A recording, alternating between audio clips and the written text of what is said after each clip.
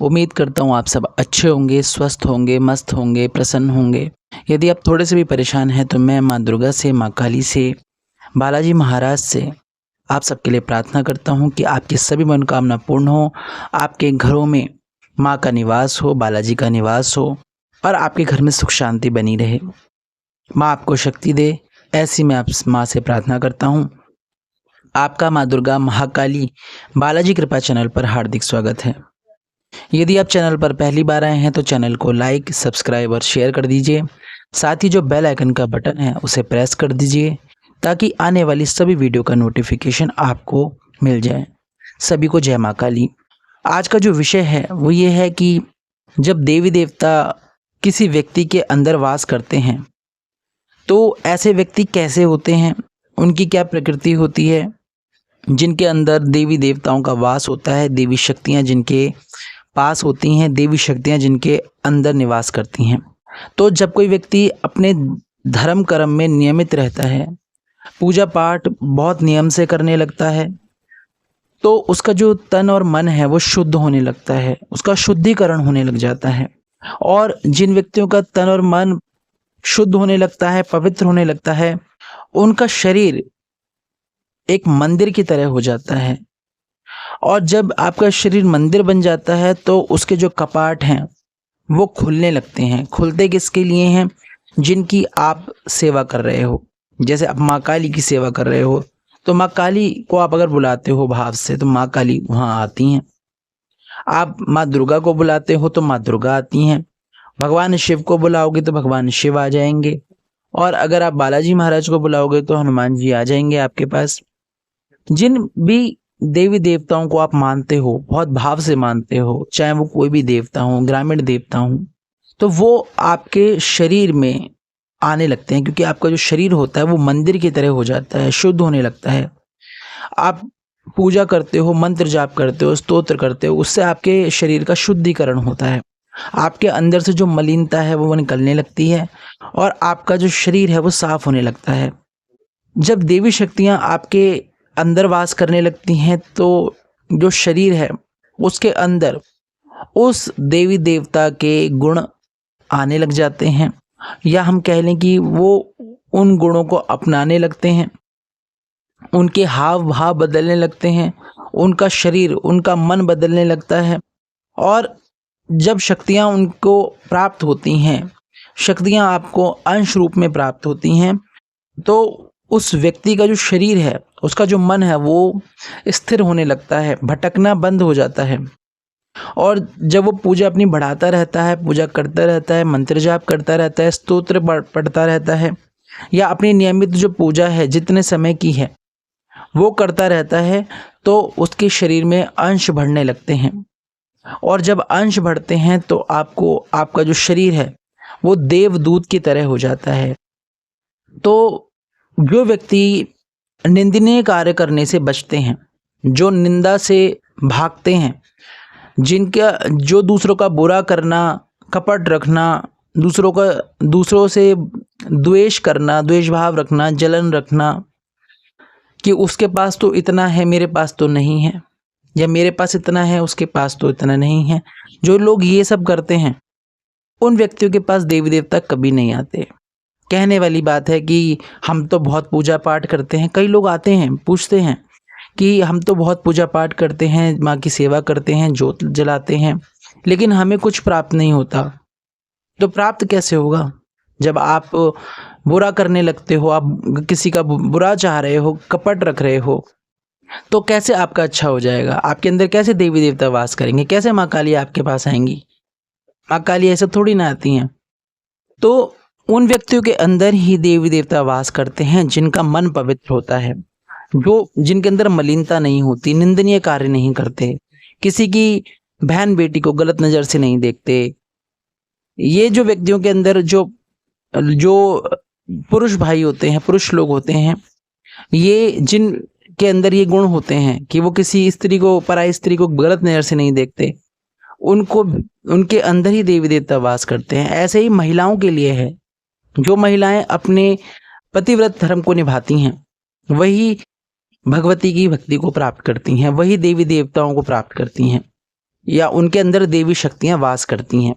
जिस व्यक्ति के अंदर देवी देवताओं का वास होगा ना, तो वो अपने मन को और अपने तन को ज़्यादा से ज़्यादा शुद्ध रखने का प्रयास करते हैं। गंदगी में उन्हें रहना पसंद नहीं आता। कहीं भी अगर उन्हें गंदी बदबू आ जाएगी तो वो वहाँ से भागने लगते हैं, उन्हें उल्टी महसूस होती है। तो ऐसे व्यक्तियों के अंदर देवी शक्तियाँ होती हैं। ऐसे शरीर के अंदर देवी देवता वास करते हैं। अपने मन में किसी के प्रति बुरे विचार नहीं रखते हैं। दूसरों को ना अपना झूठा भोजन खिलाते हैं, ना झूठा भोजन खाते हैं। बाहर का ज़्यादा से ज़्यादा खाने से बचते हैं। बाहर का ऊट पटांग खाना, जो लोग ज़्यादा बाहर का खाते हैं उनको देवी शक्तियाँ कभी प्राप्त नहीं होती ना। अगर वो ऐसा प्रयास कर रहे हैं तो उन्हें कभी प्राप्त नहीं होगी, क्योंकि पहले तो आपको अपना मन और तन शुद्ध करना होगा।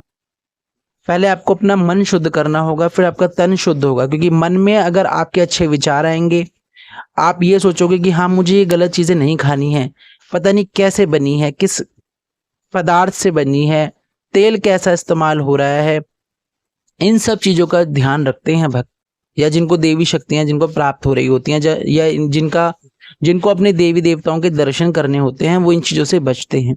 और ऐसे ही व्यक्ति को देवी देवता अपनाते हैं जो नियमित होते हैं, जो अपनी चीज़ों का त्याग करते हैं। जैसे आप किसी एक चीज़ का अगर त्याग कर देते हो अपने देवी देवताओं के प्रति, जैसे आपने कोई व्रत रखा, उस व्रत में आप कोई एक चीज़ नहीं खाते हो। जैसे आपको कुछ भी पसंद है, जैसे आपको चाय पीना बहुत पसंद है, आपको कुछ और पसंद है जो व्रत में खाया जाता है, आप अगर उसका त्याग कर देते हो, आपके देवी देवता से बहुत प्रसन्न होते हैं। और ऐसे शरीर में देवी देवताओं का वास होता है, और ऐसे व्यक्तियों के ही कार्य भी सफल होते हैं। ऐसे व्यक्तियों की जो वाणी होती है वो सिद्ध हो जाती है।